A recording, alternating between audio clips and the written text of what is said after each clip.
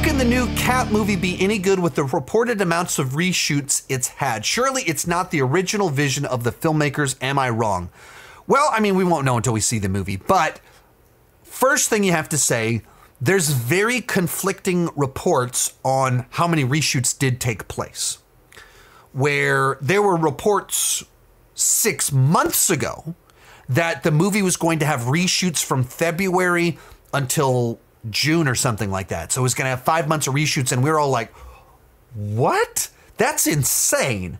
But then it was kind of like clarified a little bit of like, well, it's not actually months of reshoots. It's we're doing late reshoots because of the strikes, because of these changes. Everyone else is doing that. So the reshoots will take place in this window of time, but it's not straight months of reshoots. And then when the reshoots did take place, the report came out from like the Hollywood Reporter saying, no, these are the reshoots. It's 3 weeks. It is long reshoots, but 3 weeks of reshoots is not extensive reshoots. But other people contested that, saying, no, this is just spin, that there were other rounds of reshoots. So it's not entirely clear how many rounds of reshoots have happened. If only 3 rounds of reshoots happened, that's fairly normal. That's on the long side of normal. We are making some changes here, but we're not radically changing the movie. If we're talking about 6 weeks of reshoots, that's dramatically changing the movie. The reports from last fall were this movie's broken. We have to cut a plot line because of everything going on with Israel in the world. We're having to add in a villain. So all of a sudden, Giancarlo Esposito is cast in May, in shoots in May. You see the trailer a couple weeks ago, and Giancarlo Esposito is all over this trailer. But every time you see him, he's like reloading his gun or firing a machine gun. So it's like he's only seen in these action sequences. So it felt like a character added in reshoots that they wanted to put as much of him in the trailer as is possible.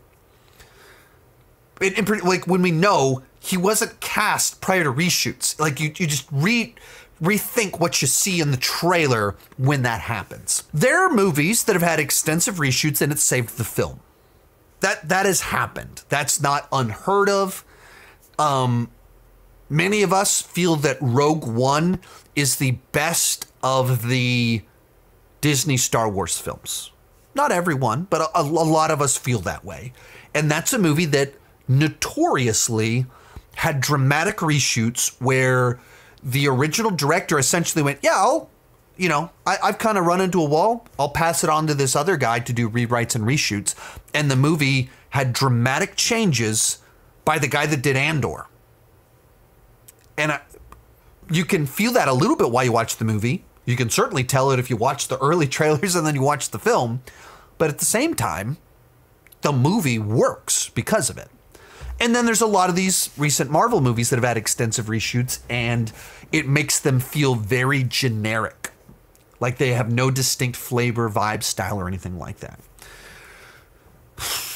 Which one will it be? I don't know. When it's clarified exactly how much reshoots actually took place, I think that also changes how much fear I have. But when you have a movie that was delayed a full year to do reshoots and rework the movie, you know that something's gone wrong. And surely it's not the original vision of the director. Am I wrong? I think that's part of the problem with the recent Disney Marvel model over the last few years. They're trying to fix that now, but even the concept of the original vision of the filmmaker, who's the filmmaker? Kevin Feige?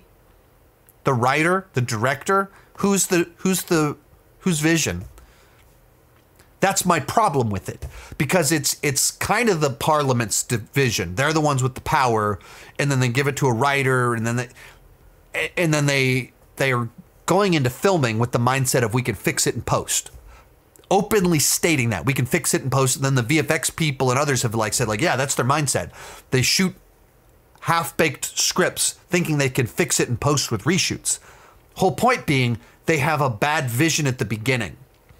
There's movies where, so I'm watching the Crow movies and some behind the scenes stuff on that because we got the new Crow movie coming out next month, and the Crow 2 was a movie where they brought in David Goyer and this famous cinematographer to make the movie. And their whole point was they wanted to make something very different from the Brandon Lee Crow film. And so it's going to be a different type of story with a different motivation and all this exploration of themes and ideas. And they turned in their cut of the movie that was like 2 hours and 30 minutes long, which is probably way too long.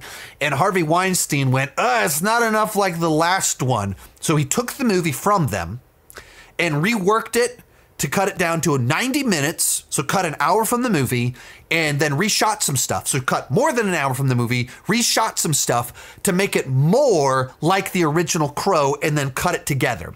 So when you talk about the original vision of the filmmaker, that's normally what we have in mind of this writer and director set out to make a movie over here, and then the producers came in and changed their movie to something else. Harvey Weinstein did that a lot. Besides being a wretched, disgusting abuser, he also was an abuser of film as well, and filmmakers, and reworked their films. In particular, like these horror movies in the 90s, early zeros, so many crazy stories of him botching films. That's not exactly the case with Marvel Studios, where it's much more, there was never a clear vision.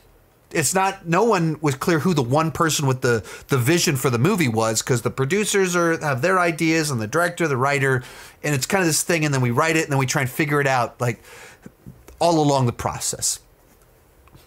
I don't have high hopes. I've never had particularly high hopes for this project because I wasn't crazy about Falcon and the Winter Soldier, and they brought in that creative team to do this movie. So I've always been worried about it. When they said it wasn't very good, I was like, that's not terribly surprising. When they said they're going to do a bunch of reshoots, that's not a great sign. So yeah, I mean, I'm not terribly optimistic, but the trailer looked better than my fears for the project. Most of these clips are pulled from my Patreon live streams. I do about 6 live streams every single month. For $2 per month, $20 per year, you can get access to all the exclusive videos and live streams. For $5 per month, you get your name on my end card. At the top tier, you get a 30-minute video chat with me each month. The link down below in the description has more information.